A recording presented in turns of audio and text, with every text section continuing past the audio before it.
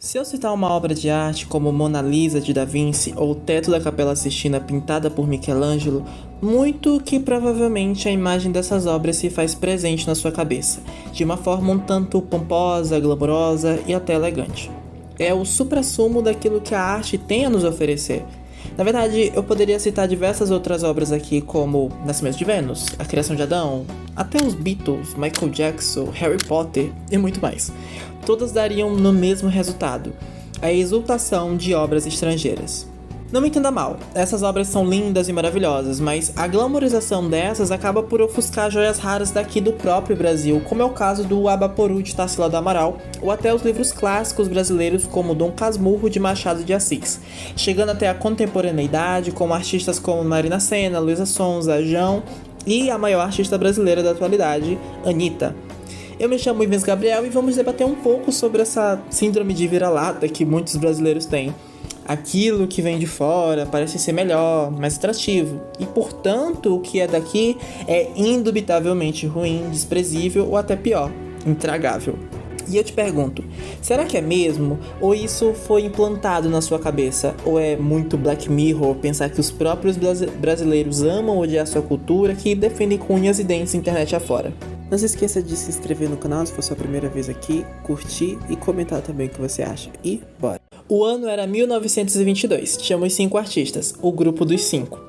E um grande sonho, romper completamente com a cultura europeia no Brasil ao propor o abrasileiramento nas artes plásticas, na música e na literatura. Idealizada pelos artistas Tarsila do Amaral, Anitta Malfatti, Menotti Del Picha, Mário Isolde de Andrade, a Semana de Arte Moderna de 1922 foi um gigantesco tapa na cara do academicismo e a forte influência do parnasianismo. Esse movimento, que em resumo propunha um realismo naturalista nos meios artísticos.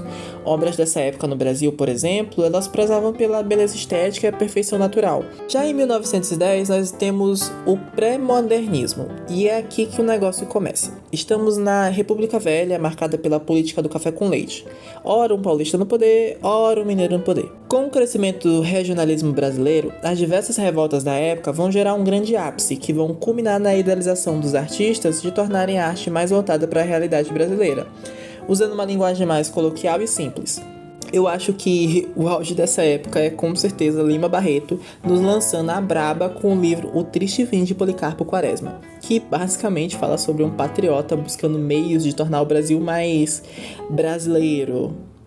Qualquer semelhança com a realidade pandêmica no Brasil é mera coincidência, só dizendo mesmo.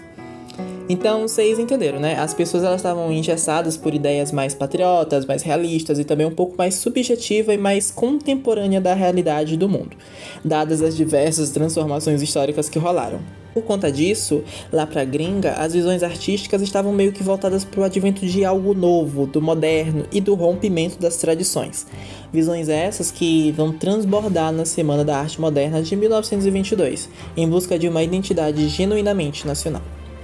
O evento contou com saraus, apresentações de danças, músicas e exposições que causaram o maior alvoroço, fuzuê, no gosto do público da época, né? Enfim. Entre muitas gritarias, vaias e o descontentamento do público, o Teatro Municipal de São Paulo abriu as portas para receber tal público. De 11 a 18 de fevereiro, o evento ocorreu, e o ponto alto foi no dia 15, isso porque, entre outros motivos, nesse dia, Mário de Andrade vai e me lança. Mas os poetas modernistas não se impuseram esportes, maquinarias, eloquências e exageros como princípio de todo lirismo. Oh não! Como os verdadeiros poetas de todos os tempos, como Homero, como Virgílio, como Dante, o que cantam é a época em que vivem. E é por seguir os velhos poetas que os poetas modernistas são tão novos. A Escrava que não é Isaura. Esse livro, ele é um compilado do texto que o Mário de Andrade, proferiu nesse dia. E aí ainda vem Manuel Bandeira criticando o parnasianismo com o poema Os Sapos, que pra mim, uma jantada muito boa. Se liga. Enfunando os papos, saem da penumbra aos pulos os sapos. A luz o deslumbra, em ronco que a terra berra o sapo-boi. Meu pai foi à guerra! Não foi. Foi! Não foi! O sapo tanoeiro parnasiano aguado diz: meu cancioneiro é bem martelado, vede como prima em comer os hiatos, que arte, e nunca rimos termos cognatos. O meu verso é bom, frumento sem joio, faço rimas com consoantes de apoio. Vai por 50 anos que lhes dei a norma. Reduzir sem danos a formas a forma. Clame a saparia em críticas céticas. Não há mais poesia, mas há artes poéticas. Manuel Bandeira. Eu esqueci de explicar o poema, meu Deus. Só que é o seguinte: Mário de Andrade cria uma metáfora ao chamar a grande elite artística da época de sapos e critica justamente a falta de significado imposto em suas artes, que na época só buscavam apenas a beleza e a perfeição estética.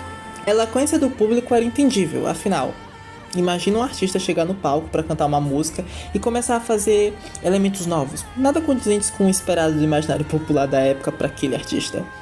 Por exemplo, a Marina Sena, no show do The Town, onde a cantora ela fez uma interpretação da música Meu Nome é Gal, a galera foi à loucura, mas não do jeito bom, do jeito ruim, como sempre.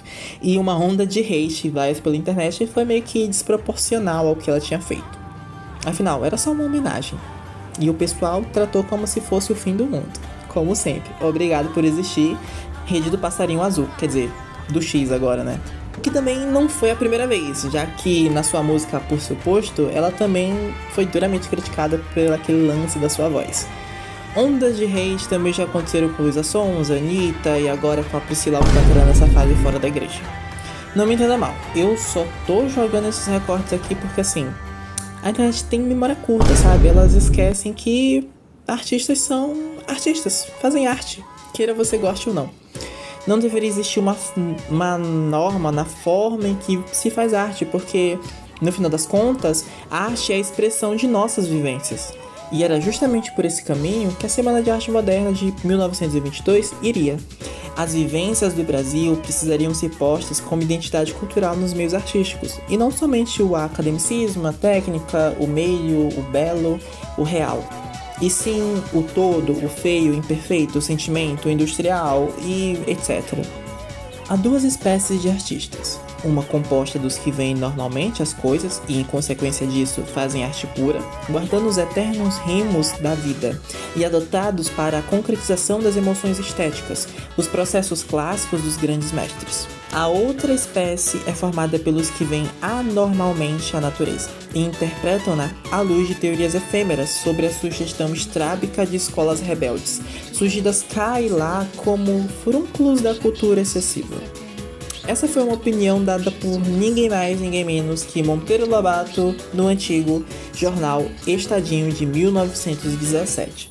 Essa crítica especializada da época é em respeito a uma exposição de arte feita pela artista no mesmo ano, de Anita Moffat, tá? Que, bem, Monteiro Lobato, ele mesmo, o criador do Sítio do Pica-Pau Amarelo, ainda encerra o artigo falando que todos, redatores, editores e o povo brasileiro, têm essa mesma ideia sobre essa exposição, de que essa coisa diferente é digna de manicômio, maluquice, distúrbios psicóticos, enfim, se interne paz interior. Uma crítica meio que atual em todas as artes brasileiras, feita pelo próprio brasileiro que, em sua grande parte, não se propõe a entender o novo, o abstrato, o sensorial. Simplesmente não agrada. Afinal, tudo que é made in Brazil é mal feito, mal produzido. Nós só aplaudimos em respeito para meio que não ficar feio pro artista. Foi assim, por exemplo, com a capoeira, com o samba, com a bossa nova, com o funk brasileiro e todo qualquer movimento artístico que já passou por aqui. Nessa crítica, Monteiro Lobato inclusive ainda referencia outros pintores do parnasianismo e essa falácia lá do começo de que eles são os grandes mestres, que eles são o maior e os melhores e o suprassumo da arte. Foram anos de perseguição contra as escolas artísticas emergentes, até a atualidade. Fomos doutrinados a ver essas manifestações como algo sujo, contra o poder da igreja, contra o poder político e principalmente contra a elite. A alta burguesia ditou por anos e ainda dita a tendência do momento. Se você rompe com ela, então você merecia, no mínimo, estar no manicômio. No mínimo. Pra não dizer coisa pior. Por isso que ver a cantora Anitta no local de prestígio em que ela tá hoje em dia, sendo uma grande influência para cantores nacionais e internacionais, sendo notícia nos tabloides por onde passa e tendo vindo da periferia, quebra com todos e qualquer paradigmas que a elite já tem, né? Algo semelhante foi com o samba, né? Outrora o samba era negativo, hoje ele é positivo. Tudo porque tem um grupo que dita ou influencia o seu gosto. As grandes mídias são ferozes em fazer o que fazem e a indústria lucra na mesmíssima técnica over and over, de novo e de novo. Inclusive eu, que tô aqui produzindo conteúdo sobre o assunto.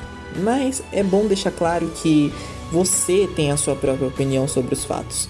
Apesar de citar a Anitta aqui, eu preciso deixar claro que eu não sou fã dela. Eu não gosto das músicas que ela produz e isso não é um ataque ao fandom dela e não é um ataque a ela em si, ok? É meu gosto e esse é como é. E chegamos no ápice desse vídeo. Resolvi traçar todos esses fatos históricos para meio que fazer uma linha de raciocínio sobre por que existe uma, entre aspas, aversão à nossa própria cultura. E me parece bem claro a resposta. Quando as artes romperam com o elitismo e passaram a ser mais populares e seculares, foi aí que elas perderam seu prestígio. Me diga você, que tá vendo esse vídeo agora, quantas vezes você já foi no museu, numa galeria de arte, exposições, peças teatrais ou festivais de música? Se a resposta foi positiva, meus parabéns. Você é um burguês safado. Não, brincadeira. Isso é ótimo. Ampliar o seu conhecimento é muito bom. Isso é ótimo. E se a resposta foi negativa, ou muito raramente você faz esse tipo de coisa, temos aqui um dos principais fatores para a desvalorização da nossa indústria no geral. É claro, precisamos considerar algo básico aqui, tipo a desigualdade social. Afinal, diferença de poder de consumo ainda é decisiva para definir os hábitos culturais. Segundo a pesquisa Hábitos Culturais, realizada entre o começo de junho e começo de julho de 2023, pelo Itaú Cultural e pelo Datafolha, 96% dos entrevistados dizem ter realizado alguma atividade cultural em 2023, entre online e presencial. Na mesma amostra, 89% afirmam a ter realizado alguma atividade antes desse ano. Nas classes A e D, todas as pessoas entrevistadas dizem ter realizado alguma atividade cultural nos últimos 12 meses, enquanto na classe C é semelhante com 98%. E então o número cai para 88% nas classes D e E. É claro que esses dados, eles levam em consideração o deslocamento e o tipo de atividades realizadas.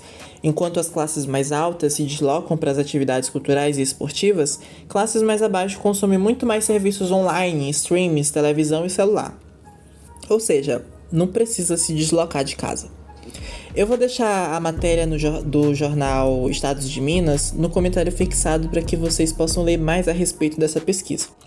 Mas o que acabou me chamando a atenção foi a porcentagem de consumo de teatros e museus, 24% e 19% respectivamente, o que implica dizer que para pessoas é muito mais fácil consumir o grande streaming, afinal, é mais fácil se preocupar com o lançamento da Barbie do que com Auto da Compadecida 2, por exemplo. Então, no fim de tudo, se resume a como as políticas públicas de incentivo à cultura são falhas, fracas em, de fato, incentivar o brasileiro a consumir tais movimentos. Você até pode argumentar que, mas os dados que você mostrou dessa pesquisa são bem altos entre as classes mais altas e mais baixas, sem levar em consideração o deslocamento e tudo mais. De fato, isso é um mérito muito mais das propagandas dessas empresas privadas que promovem essas atividades culturais do que políticas públicas em si. As políticas públicas são sim essenciais para o desenvolvimento da visão cultural de um país. Por exemplo, o Japão transformou anos de sua fronteira fechada, a parte boa pelo menos, em cultura pop, propagada em cada canto do Japão. O mesmo com a China e suas lendas mundialmente conhecidas e seus estilos de artes marciais, e a Coreia com o K-pop e o K-drama. A Índia com Bollywood e o mais conhecido de todos, obviamente, os Estados Unidos com Hollywood, Grammy, Oscar e charts e etc, etc, etc. Então, eu só posso chegar a uma única conclusão. A falta de investimento nas atividades culturais nacionais por parte do governo gera cada vez mais brasileiros engessados e fascinados pelos estímulos estrangeiros, que irão suprir essa necessidade com toda certeza. Cada vez mais artistas vão se aproximar do comercial estrangeiro para vender suas artes e assim sobreviver, o que pode ser um gigantesco pop ou flop, ao passo que aqueles que tentarem manter seu patriotismo serão taxados de básicos, ruins ou jogados para debaixo do tapete mesmo. Eles podem até ser considerados diferentes demais do imaginário popular ditado pelo comércio brasileiro, o comércio estrangeiro no caso, não o brasileiro, porque o comércio brasileiro tá, né, bem ruim. É claro que é apenas um recorte de uma realidade que sempre vai ser maior e mais complexa. E cabe dizer que esse vídeo é apenas uma porta, ou uma janela, se você quiser, para te fazer pensar mais sobre como você consome seus artistas. E claro, se você concorda comigo, se discorda, se acha que eu tô cuspindo no próprio prato de certa forma, uma vez que eu também me identifico como artista e pior, ainda sigo estereótipos comerciais estrangeiros. O mundo capitalista não tá fácil, gente, juro pra vocês. E não me entenda errado, não tem nada de errado com isso, só que é meio curioso como que já tá pré-estabelecido na nossa cabeça que somente lá fora que a gente vai ter o reconhecimento necessário. Antes de terminar o vídeo, eu preciso dizer que se você curte artistas nacionais de diferentes meios, por favor, os apoie, principalmente artistas independentes como eu, já que o mercado, como eu disse, não é nem um pouco amigável. Vamos mudar isso e nos politizar a respeito do consumo das artes, cobrando os incentivos de quem realmente pode dá-lo, né? Que é o governo. Se você gostou desse vídeo, não esquece de deixar o like, se inscrever no canal, deixar um comentário aí, nem que seja me xingando. Eu leio todos os comentários, dou coração pra todo mundo, não se preocupem. E assiste esse outro vídeo aqui, que vai estar no card ou na tela pra você ver, tá bom? Vejo vocês no próximo vídeo e valeu, falou!